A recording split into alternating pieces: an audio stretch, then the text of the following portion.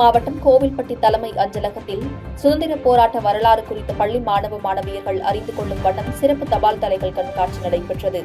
கோவில்பட்டி தலைமை அஞ்சலகத்தில் 1942ஆம் ஆண்டு ஆகஸ்ட் 8ஆம் தேதி நடைபெற்ற வெள்ளையனே வெளியேறு இயக்கத்தை நினைவு கூறும் வகையிலும் சுதந்திர போராட்ட வரலாறு குறித்து பள்ளி மாணவ மாணவியர்கள் அறிந்து கொள்ளும் வண்ணம் சிறப்பு கண்காட்சி நடைபெற்றது.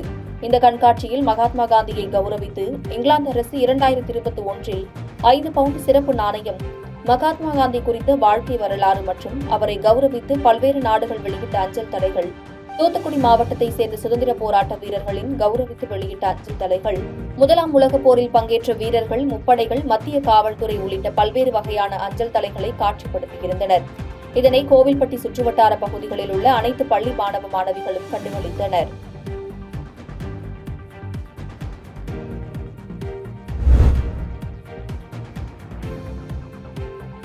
திருமயம் அருகே நச்சாந்துப்பட்டியில் நடைபெற்ற நாகபஞ்சமி விழாவில் திரளான பக்தர்கள் பால்குடம் மற்றும் முளைப்பாரி எடுத்து வழிபாடு நடத்தினர்.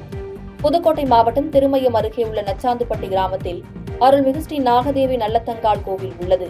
இங்கு ஆண்டுதோறும் நாகபஞ்சமி விழா வெகு விமர்சையாக நடத்தப்படுவது வழக்கம். இந்நிலையில் நடப்பாண்டு நாகபஞ்சமி விழாவை முன்னிட்டு கடந்த 22ஆம் தேதி கொடியேற்றத்துடன் விழா துவங்கியது. இந்நிலையில் விழாவின் முக்கிய நாளாக பெண்கள் முளைப்பாரி, பால்குடம் எடுத்து நச்சாந்துப்பட்டி முக்கிய வீதிகளில் ஊர்வலமாக வந்து பக்தர்கள் தீமிதித்து நேர்த்திக்கடன் செலுத்தினர். இதனைத் தொடர்ந்து நாகதேவிக்கு பால், திரவிய பொடி, நெல்லிப்பொடி, மஞ்சள் நீர், தயிர் உள்ளிட்ட பல்வேறு வகையான பொருட்களை கொண்டு சிறப்பு அபிஷேகம் நடத்தப்பட்டது. பின்னர் அம்மன் ஊஞ்சல் உற்சவம் முடிந்து விழாவில் கலந்து கொண்ட பக்தர்களுக்கு அன்னதானம் வழங்கப்பட்டது.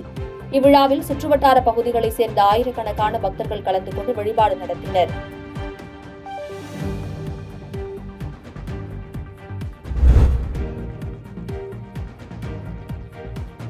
நீலகிரி மாவட்டம் கோத்தகிரி அருகே தேயிலை தோட்டத்தில் குட்டியுடன் சுற்றித் திரியும் காட்டு யானைகளால் தோட்ட தொழிலாளர்கள் அச்சமடைந்துள்ளனர். நீலகிரி மாவட்டத்தில் தற்போது பலாப்பழ சீசன் துவங்கியுள்ளதாலும் சமவெளி பகுதிகளில் உணவு மற்றும் தண்ணீர் பற்றாக்குறை உள்ளதாலும் காட்டு யானைகள் மலை மாவட்டத்தை நோக்கி படையெடுத்து வருகின்றன. இந்நிலையில் கோத்தகிரி மேட்டுப்பாளையம் நெடுஞ்சாலையில் கோழிக்கரை, செம்மணரை, மாமரம் போன்ற கிராம பகுதிகளில் காட்டு யானைகள் குட்டியுடன் சுற்றித் திரிகிறது. மேலும் தேயிலை தோட்டங்களில் யானைகள் உலா வருவதால் தேயிலை தோட்ட தொழிலாளர்கள் அச்சமடைந்துள்ளனர்.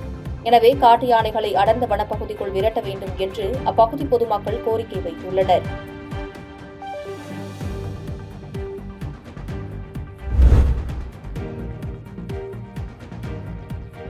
திருவள்ளூரில் சாலை விபத்துகளை தடுக்க தனியார் அறக்கட்டளையின் மூலம் ஆட்டோமேட்டிக் சிக்னல் அமைத்து காவல்துறையினர் விழிப்புணர்வு ஏற்படுத்தினர்.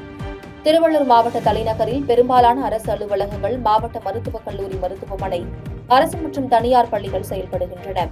இதனால் நாள்தோறும் ஆயிரக்கணக்கான வாகனங்கள் திருவள்ளூர் நகருக்குள் வந்து செல்கின்றன. இதனால் சாலை விபத்துகள் அதிக அளவில் ஏற்படுகின்றன. எனவே சாலை விபத்துகளை தடுக்கும் வகையில் தனியார் அறக்கட்டளை சார்பில் ஆட்டோமேட்டிக் சிக்னல் அமைத்து பொதுமக்களிடையே விழிப்புணர்வு ஏற்படுத்தப்பட்டது. மருத்துவக் கல்லூரி நுழைவு வாயில் அருகே நடைபெற்ற நிகழ்ச்சியில் திருவள்ளூர் டிஎஸ்பி அழகேசன் கலந்து கொண்டு ஆட்டோமேட்டிக் சிக்னலை பார்த்து ஓட்டிகளுக்கு அறிவுரைகளை வழங்கினார்.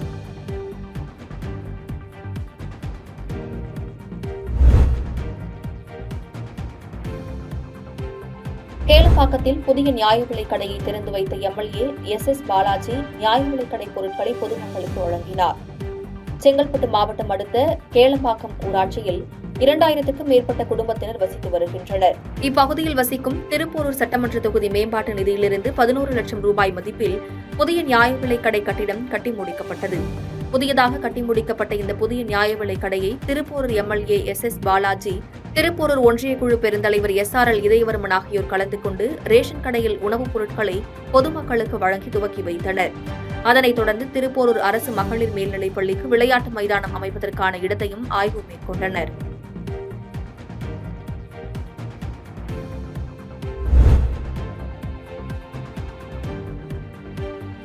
கரம்பக்குடி அருகே செங்கமேடு ஊராட்சிக்கு உட்பட்ட பகுதிகளில் சிதிலமடைந்த சாலைகளை சீரமைக்க வலியுறுத்தி கிராம மக்கள் கோரிக்கை விடுத்துள்ளனர்.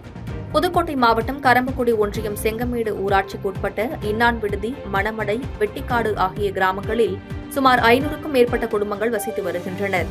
இந்நிலையில் அந்த பகுதி மக்கள் கடந்த 18 வருடங்களுக்கு முன்பு போடப்பட்ட சாலைகள் சிதிலமடைந்து குண்டும் குழியுமாக காணப்படுவதால் இதுகுறித்து சம்பந்தப்பட்ட அதிகாரிகளிடம் பலமுறை கோரிக்கை வைத்தும் எந்தவொரு நடவடிக்கையும் எடுக்கப்படவில்லை என அப்பகுதி மக்கள் குற்றம் சாட்டியுள்ளனர்.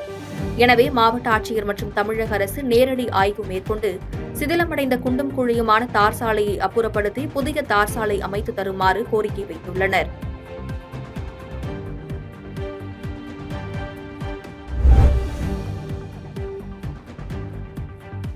மாற்றுத்திறனாளி குழந்தைகளாலும் சாதிக்க முடியும் என்று உலகுக்கு உணர்த்தும் வகையில் ராமேஸ்வரம் முதல் சென்னை மெரினா வரை 604 கிலோமீட்டர் தொடர் நீச்சல் பயணம் மேற்கொண்டு மாணவர்கள் கவனம் ஈர்த்துள்ளனர். மாற்றுத்திறனாளி குழந்தைகளாலும் சாதிக்க முடியும் என்பதை மெய்ப்பிக்கும் வகையில் மாணவர்கள் 15 பேர் ராமேஸ்வரம் முதல் சென்னை மெரினா கடற்கரை வரை 604 கிலோமீட்டர் தொடர் நீச்சல் பயணம் மேற்கொண்டுள்ளனர். ராமேஸ்வரத்தில் கடந்த 5ஆம் தேதி கடற்பயணத்தை தொடங்கிய இவர்கள் நாளொன்றுக்கு 50 கிலோமீட்டர் வரை 12 மணி நேரம் பயணித்து நேற்று மயிலாடுதுறை மாவட்டம் தரங்கம்பாடியை அடைந்தனர். அங்கிருந்து இன்று காலை கடல் வழியாக பழையாறு நோக்கி புறப்பட்டனர். 10 நாள் முடிவில் இவர்கள் ஆகஸ்ட் 15ஆம் தேதி சென்னை மெரினா கடற்கரை கண்ணகி சிலை பகுதியில் தங்கள் சாதனையை நிறைவு செய்ய உள்ளனர். இந்த நீச்சல் பயணத்தில் 11 வயது மாணவர் சித்தார்த் முற்றிலும் பார்வைத்திறன் அற்ற மாணவர் என்பது குறிப்பிடத்தக்கது.